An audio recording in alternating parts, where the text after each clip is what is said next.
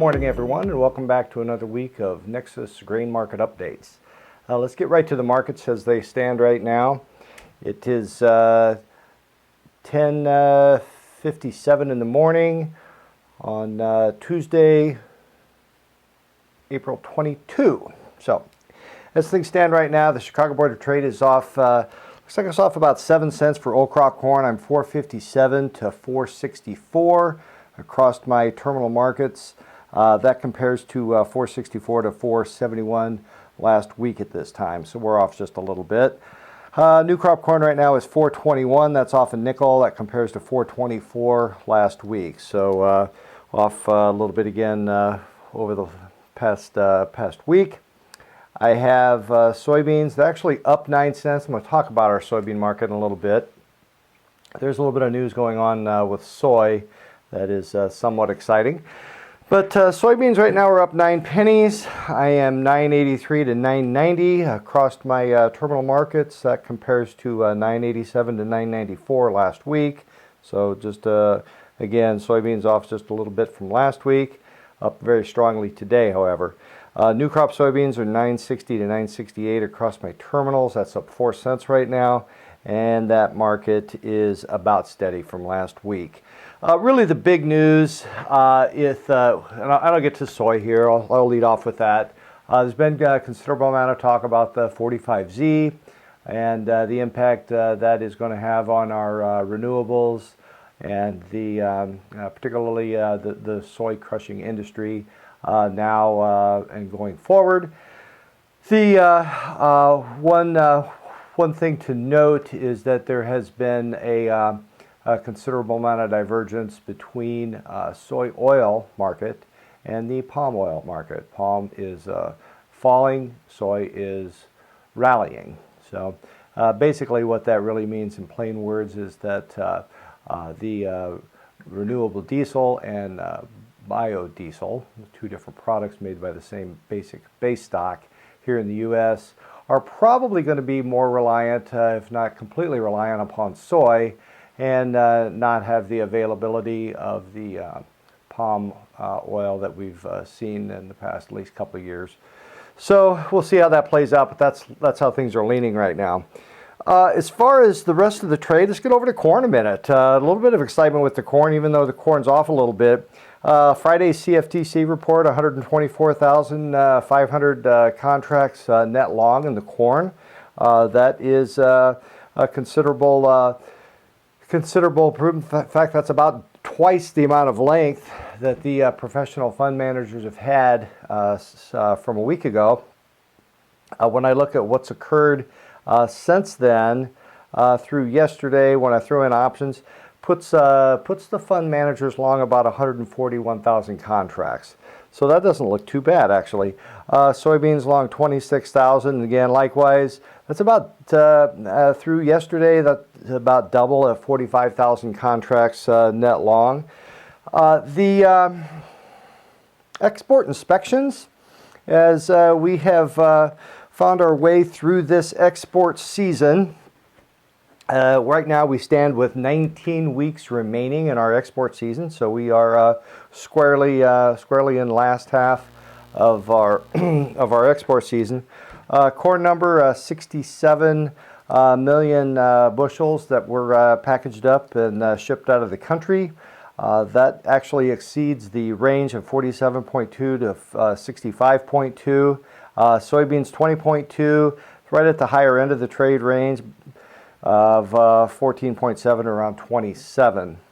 The pace, as we have witnessed over the past several months, the export pace of both corn and soy continues to exceed the USDA pace that had been set last fall.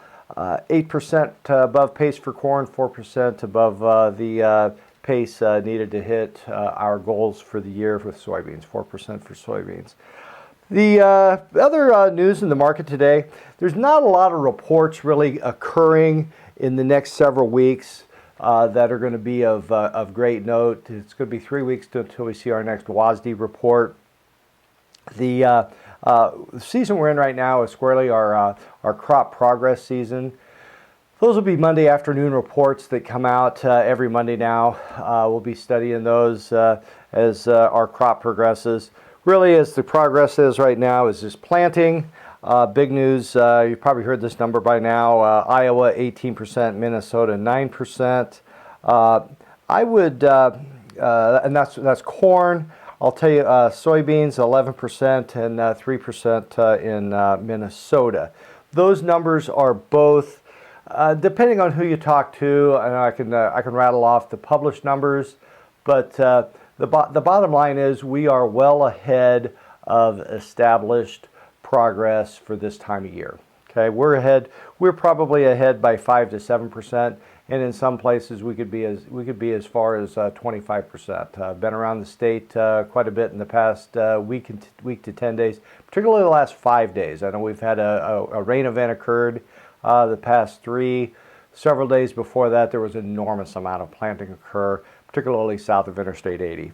So it wouldn't surprise me at all in another week, even if we do experience some more rainy weather, which it sounds like we will probably see greater numbers turned in next Sunday, because that's Sunday's the cutoff date for our crop progress. The 6 to 10 and the 8 to 14 day temperature and precipitation are both calling for above average, above normal temperatures, above normal precip for both 6 to 10 and 8 to 14. So we're seeing that now. We are certainly seeing elevated amounts of rain, and that is forecasted. One of the big changes, and a lot of you have heard me talk about this lately. El Nino has vanished. Just checked yesterday, and sea surface temperature anomalies are actually now favoring colder water along the equator, so in the Pacific Ocean. So as things stand right now, no more El Nino to talk about. Certainly not going to talk about the other thing, La Nina, but we have seen somewhat of a paradigm shift just in the past 5 days with our weather patterns. It does seem to be patterning a little bit more towards damper conditions. So I think it might be a little bit early to be talking about delayed planting or planting delays, but that's the first thing our analysts want to speak about when it starts to rain a little bit in the spring. But we're a long ways from that. I do want to make a comment about the grain business in general. When I was a much younger trader, the grain markets traded between 9:30 in the morning and 1:15 in the afternoon, Monday through Friday, closed on holidays. We did not have near the liquidity that we have today. Hopefully a lot of you have heard me already say this. You're going to hear me say it again. We have overnight trading that occurs. That's why our offer system works very well. If you have a price in mind that's somewhat greater than the prevailing market price, we encourage you to give us your offers. We can put those offers in, put those to work, and oftentimes offers get filled while we're in bed at night sleeping. With that level of liquidity with our futures markets, we are always able to offer you a price for corn and soybeans.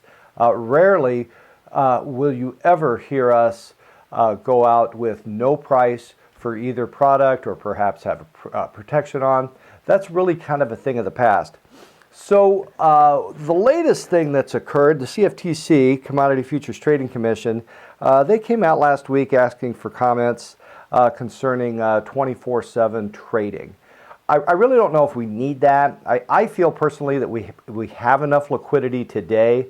The problem with extending trade hours is that your markets tend to get too thin. There's not enough participants in any given time, and you certainly have to protect yourself with limit orders if you wish to trade those markets when they get that thin. I don't think we need it, but anyway, the CFTC was asking for public comments. I believe that window is still open right now. The The charts still don't look too bad. We had we had a 2-week run-up that started the 28th of March. Really started in the corn market. Soybeans were just along for the ride. I would say the past 4 to 5 trade days, we witnessed a certain amount of consolidation. In fact, probably a considerable amount of consolidation in the corn market. That lends itself very well to looking at accumulators. Accumulator contracts work very well. When we are in a range-bound type of market. We are in a range-bound corn market right now. Soybeans today, again, what we're seeing is soybeans responding to the hopes of the 45Z. Yeah, if you haven't said that already, the crushing industry is doing very, very well. Cash crush margins right now are printing about $1.25. I have board crush right now published somewhere between $1.35 and the nearby up to $1.74 for extended crush out into September. So again, what that is the market telling those that have capacity to keep control of your soybeans. There will be a market for the products. I do see that there is a considerable amount of crush when you look at the amount of bushels that have been announced as crushed. There's a considerable amount of crushing capacity that is certainly waiting on an opportunity like this. So we'll see how that plays out later on this summer, but things are looking pretty good for that industry right now. That's really about all I had to talk about, what's going on in our cash grain markets and our futures industry. And again, as always, as a representative of Nexus, I want to extend our appreciation to you and ask you for your business. I want you to know again that we're a full-service agronomic company. We are in the petroleum business, refined fuels, LP gas, the lumber business, and feed. So reach out to your favorite Nexus representative. We're here to serve you, and we thank you for your business. Have a good day. Bye-bye now.